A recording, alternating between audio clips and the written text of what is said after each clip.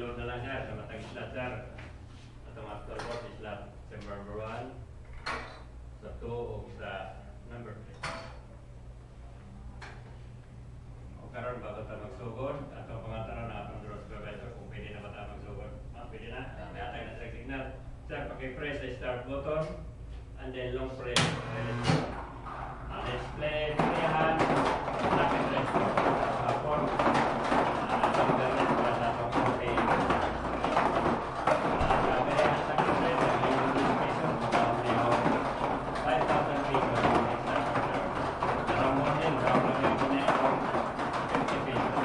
Kung doon tayo ng play na pero, kung target number, magkakaroon niyo 100 pesos. Pwede sa kung tayo ang piso, magkakaroon niyo 500 pesos. Karang morning, karang morning niyo 50 pesos.